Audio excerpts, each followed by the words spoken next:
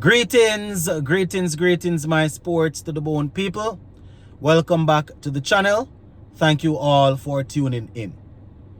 So, there's this story coming out of Trinidad and Tobago that Guyanese spinner Kevin Sinclair has been sent home from the Super 50 and he will take no further part. His replacement has been named, and there are several people on social media giving their opinion or opinions as it relates to what happened. Well, I will just give you the official information coming out. So we'll talk about that. Plus, I will go through a couple keys to victory as we look to play the final ODI against England.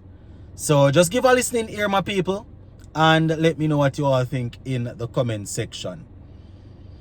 Alright, so let's start with this Kevin Sinclair story here. So the sport, I'm taking it from the Sportsmax website. And the headline says, Kevin Sinclair replaced by Jonah Sinclair in Harpy Eagles Super 50 squad after internal report to GCB. Right, so obviously the management team, the management staff saw it fit to make a report to the Guyana Cricket Board that they need a replacement, and he was removed. So let me just read what it is saying here.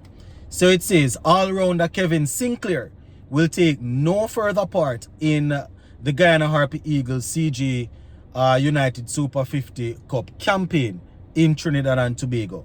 The decision was made by the Guyana Cricket Board, followed by the submission of internal report by the Harpy Eagles management team that it was necessary to replace the player.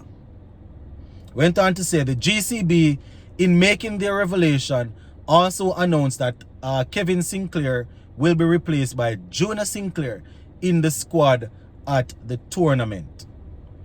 Really, really tough. So it says, though the GCB's statement did not clarify if substandard performance is the reason behind Kevin Sinclair's ejection from the squad, it pointed out that it was necessary, right? It was a necessary squad adjustment.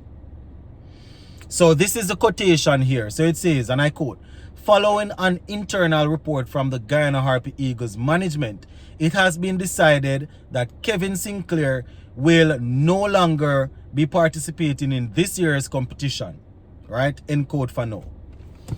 Really, really tough, my people. Really, really tough. As I said, I see on social media people speculating and talking about how he was behaving in games and stuff like that. But you know how we do it over here. We won't report on something. We won't give you information that is not verified or coming from a platform that I consider to be credible.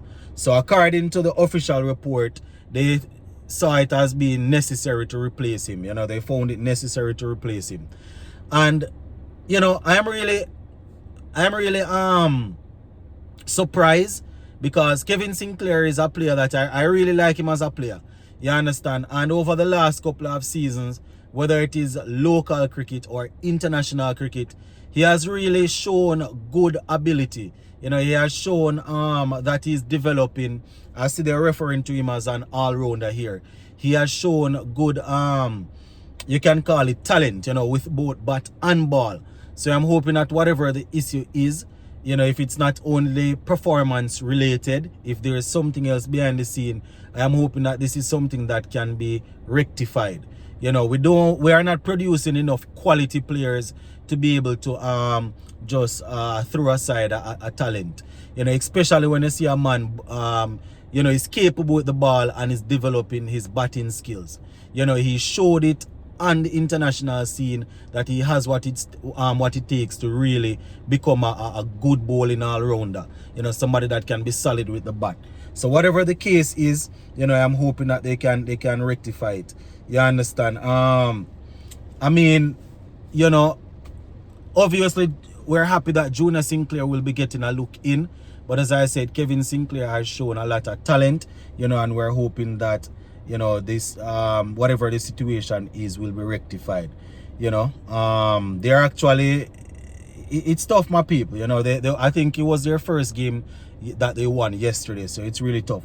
So Sportsmax is saying a similar situation arose last year during the Caribbean Premier League CPL tournament, when organizers announced that Kevin left the Guyana Amazon Warriors squad for a personal reason. I don't know how many of you guys remember that.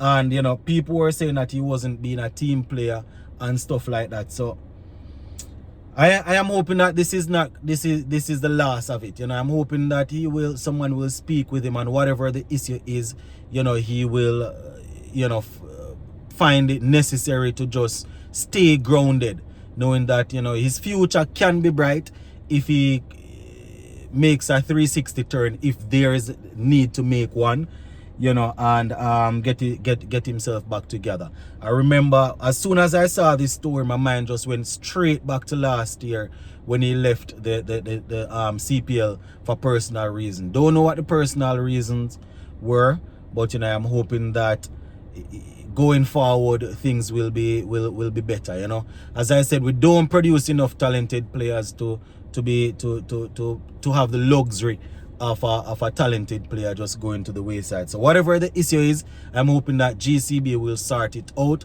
hoping Kevin Sinclair will sort it out, and he will continue his promising career, right? All right, so as I am recording this, it's probably about less than 2 hours or 2 hours to the time that West Indies and England will take the field. And you know, I'm not going to go down into too much details. All I want is for the guys to go out there, play the cricket that is in front of them. Don't try to play what is not there. You understand?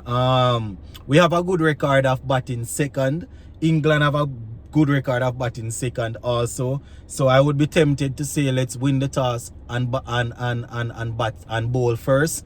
But you know, I always say these sort of decisions, you can't just go in taking these decisions. It depends on what the pitch is looking like, depends on conditions, depends on if rain is in the air, all of them sort of things. But if conditions looking well and all of that, you know, we generally do better when we're chasing. So you know, the aim is to go out there and restrict England for under 320. You understand? Obviously, you want to bowl them out or restrict them for less. But you know, they found form in the second game, so I have to, you know, give credit where credit is due. If we can't get them for anything under 300, that would be good, but nothing over 320. You know, we have already proven that we can score over 320. As much as I know, not very often we score over 300 in 2 games straight. So you know, it might even be asking them for too much. So you know, if we are bowling first, we can get them for anything under 320. Anything under 300 would be good, you know, but I'm just saying, you know, that is probably what we'll be looking for. If we're batting first, we have to score over 330. You understand? We scored 328, I think it was in the second game, and we bowled poorly. You know, so we have to always aim to perform better than we did in the previous game. You understand? So, you know, pushing it to 330 isn't the worst thing in the world. I know I am pushing it because, you know, not very often we are able to score, as I said just now, score over 300 in 2 games. So, in consecutive games, you know. So let us see how it will go, my people, as we go in search of a series victory. Gonna leave it right here for now. The other things, you know, you don't know them there already. Take the catches, stay clean in the field and stuff like that, you know. So gonna leave it right there. Big up.